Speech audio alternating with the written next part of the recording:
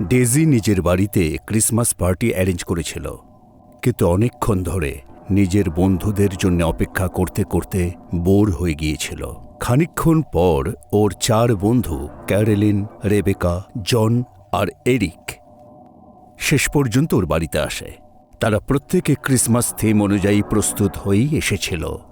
তারপর নিজেদের হাতে তারা ক্রিসমাস গিফট হিসেবে ডেজির জন্য অনেক কিছু নিয়ে আসে। সিরিয়াসলি গাইজ, টাইম দেখেছো? তোমরা জানো কত দেরি করে ফেলেছো তোমরা? আরে ইয়ার, চিৎকার করিস না। তুই তো জানিস যে ফেস্টিভ্যালের সময় ট্রাফিকের অবস্থা কি থাকে। কত কষ্টে পৌঁছেছি আমরা। আর তাছাড়াও তোর পছন্দের কেক না নিয়ে আমরা কি করে চলে আসতাম? বেচারা এরিক 2 ঘন্টা লাইনে দাঁড়িয়েছিল এই কেকটার জন্য। ওহো, thank you so much Eric, so sweet of you. ঠিক আছে, এখন থ্যাংক ইউ আর ইমোশন সাইডে রাখ। বোর হচ্ছি, আর কিছু ইন্টারেস্টিং কর। একটু গান বাজনা চালা, আমরা নাচানাচি করি। হ্যাঁ হ্যাঁ, নিশ্চয়ই। এরিক, তুমি মিউজিক কানেক্ট করো, আমি ততক্ষণে তোমাদের জন্য কিছু খাবারের ব্যবস্থা করি। এরিক ভলিউমটা বাড়িয়ে দিল এবং পার্টির আবহাওয়া তৈরি করল। ডেজি কিচেনে চলে গেল। তারপর সে গরম গরম পেস্ট্রি বার করল। সারা কিচেনে গন্ধ ছড়িয়ে গিয়েছিল। ও যখন সব প্লেটে সাজাচ্ছিল তখন হ্যাঁ, এত রাতে আমার কিচেনের জানলায় কে ঠকঠক করছে? এই প্রতিবেশীর বাচ্চাগুলোও না শান্তিতে থাকতে দেবে না।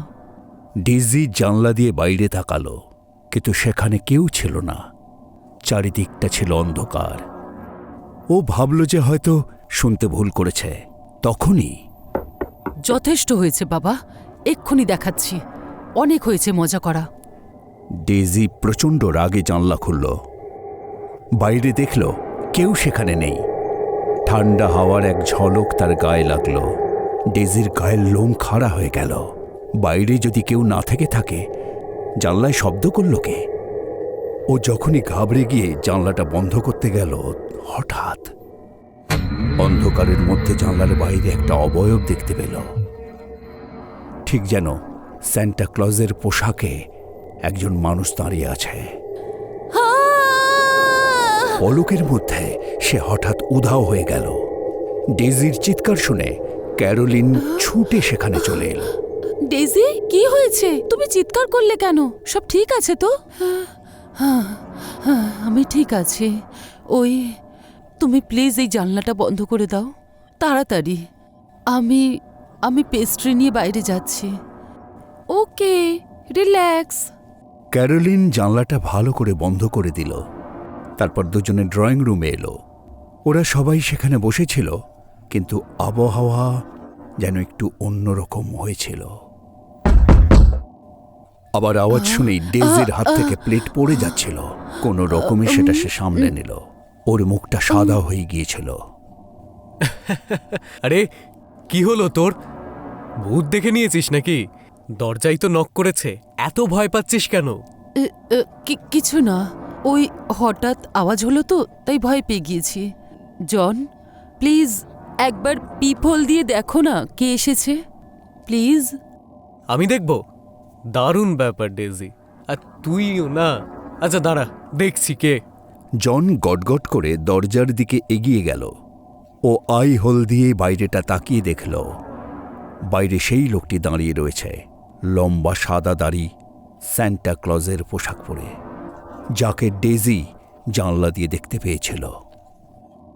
দেখতে পেয়েছো কে এসেছে বাইরে? আরে এটা তো স্যান্টা। মনে হয় রাস্তা হারিয়ে ফেলেছে। এ আমাদের সাথে পার্টি করতে চায়। দাঁড়া, একেও ভেতরে ডেকে নি, মজা হবে আজকে। কি স্যান্টা? না জন, একদম দরজা খুলবে না। জন প্লিজ খুলবে না। ডেজির সাবধানবাণী জনের কানে পৌঁছনোর আগেই ও দরজাটা খুলে দিল। দরজা খুলতেই স্যান্টা কাউকে জিজ্ঞাসা না করে ঘরে ঢুকে এলো আর আরাম করে সোফাতে বসে গেল, যেন সে কতদিনের চেনা। Merry Christmas, merry Christmas. আরে বাহ, এই পার্টিতে আমি বাকি ছিলাম নাকি? নাও, এবার স্যান্টা এসে গেছে। এবার বলো স্যান্টাকে ছাড়া ক্রিসমাসের পার্টি কি করে পূর্ণ হয়, তাই না? বাকি সবাই তো ভাবছিল যেন কোনো পুরনো বন্ধু হয়তো এসেছে, কিন্তু ডেজি তার প্রাণ তো ওষ্ঠাগত হয়ে গিয়েছিল। ওই স্যান্টা এমনভাবে তাকে দেখছিল যেন শিকারকে সে লক্ষ্য করছে। ডেজির মনে বারবার সেই জানলায় দেখা দৃশ্যটা ভেসে আসছিল। কি ব্যাপার ডেজি, তোমার মুখ এরকম ফ্যাকাশে হয়ে গেছে কেন? তোমাকে দেখে তো মনে হচ্ছে তুমি কোনো ভূত দেখেছো। 1 মিনিট ব্রো, আমরা তো এখনো ইন্ট্রোডাকশনই দিইনি। তুমি ওর নাম কি করে জানলে? আমি শুধু ডেজির না, তোমাদের সবার নাম জানি। হয়তো তোমরাও আমাকে জানো, হয়তো আমি কোনো বহুরূপী। ওহো, যথেষ্ট হয়েছে। আমার সম্পূর্ণ বিশ্বাস আছে যে তুমি আমাদের কলেজেরই কেউ একজন। এই সাসপেন্স দেখিয়ে ড্রামা করাটা বন্ধ করো। আমরা তোমার মোটেও এইসব কাণ্ডতে ভয় পাচ্ছি না, বুঝতে পেরেছো তুমি? তুমি বেশ বুঝদার। আফসোস, সবাই তোমার মতো নয়। বেশি জ্ঞান দিও না মিস্টার সান্টা। আগে এটা বলো যে তুমি কি গিফট এনেছো আমাদের জন্য।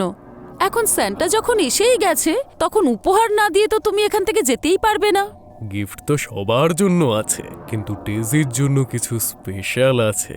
ডেজি, তুমি তোমার গিফট এখন নয়, সবার যাওয়ার পর একা খুলবে। আমি চাই না আমার দেওয়া উপহার তুমি সবার সাথে শেয়ার করো। কি? কিন্তু কেন? আমার জন্য স্পেশাল? আমি তো তোমাকে চিনিও না। চেনো, খুব ভালো করে চেনো। আর আমিও তোমাকে হারিয়ে হারিয়ে চিনি। এখন হয়তো চিনতে পারছো না, 2 মিনিটে সব কিছু বুঝে যাবে। আরে থামো থামো স্যান্টা, কেন এরকম করছো? এমনিতেও এই ঘরে একা থাকে, একটু ভীরু প্রকৃতির আছে। তুমি চলে যাবে, তারপর সারা রাতে ভয় পাবে, আমাকে ফোন করে বলবে আমি ভয় পাচ্ছি। উফ, তোমরা বড্ড বেশি কথা বলো। এত কথার মাঝখানে আমরা গিফটের কথাটাই কিন্তু ভুলে যাচ্ছি। দাও সান্টা, আমার গিফট এবার বের করো দেখি।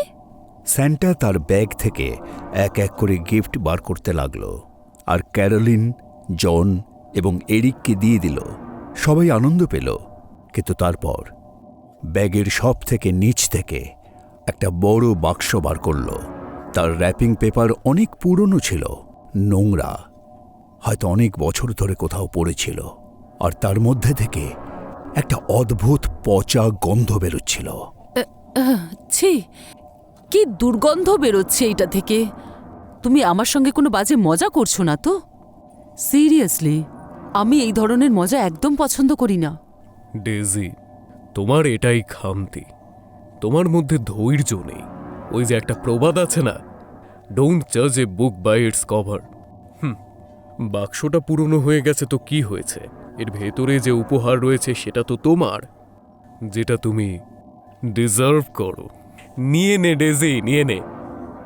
মনে হয় সান্টা তোকে একটু বেশি চেনে, এসব জানে তোর ব্যাপারে। গাইজ, সিরিয়াসলি বলো, এটা তোমাদেরই একটা কোনো প্র্যাঙ্ক, তাই না? তোমরাই এনেছো না তোমাদের সঙ্গে এটা? আরে না রে পাগলি, আমরা যদি আনতাম তাহলে তোকে বলতাম না। আর আমরা বা এরকম একটা অদ্ভুত নমুনা কেন ধরে নিয়ে আসবো? এমনিতেও থ্যাংক ইউ মিস্টার সান্টা এত গিফটের জন্য। You're welcome, you are welcome. আচ্ছা, আমার কাজ শেষ, তোমাদের সবার সাথে আবার পরের বছর দেখা হবে। আর ডেজি, তোমার সাথে খুব তাড়াতাড়ি। কি তাড়াতাড়ি মানে? ডেজি কিছু জানতে চাইছিল, তার আগেই সেই অদ্ভুত স্যান্টা অন্ধকারের মধ্যে মিলিয়ে গেল। সে চলে যাবার পর খানিকক্ষণ ধরে তারা আবার হাসি মজায় মেতে রইল, কিন্তু ডেজির প্রাণটা বেশ কিছুক্ষণ ধরফর করছিল। ওর পুরো মনটা ছিল স্যান্টার কথাগুলোর ওপরে। কিছুক্ষণ পর পার্টি শেষ হলো, তারপর বন্ধুরা তাকে বিদায় জানিয়ে চলে গেল। যখনই নিস্তব্ধ হয়ে গেল, ডেজির ভয় আরও বেড়ে গেল, কারণ তখন সে একলা ছিল। সামনে পড়েছিল সেই গন্ধওয়ালা গিফট, আর কানের মধ্যে স্যান্টার কথাগুলো বাজছিল, একলাই খুলবে।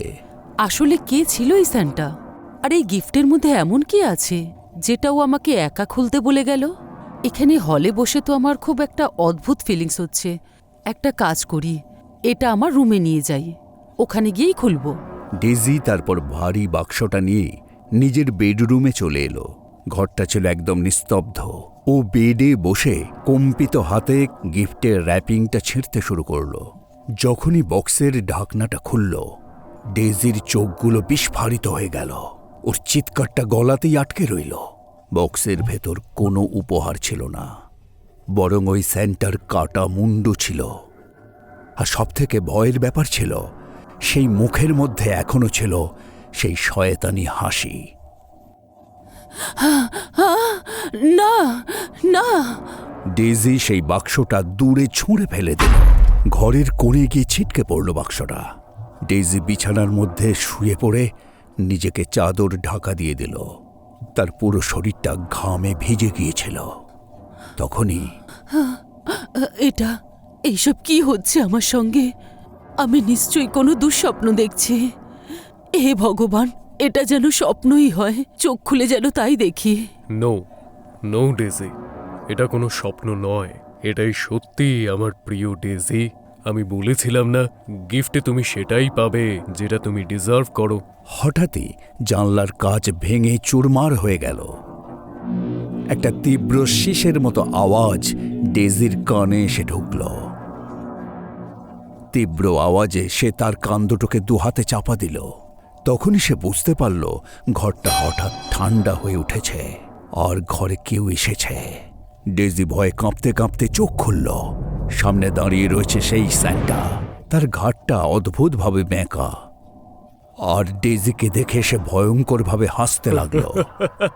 ডেজি নিজেকে বাঁচানোর জন্য পিছন দিকে সরে গেল, কিন্তু স্যান্টা ধীরে ধীরে ওর দিকে এগিয়ে যাচ্ছিল।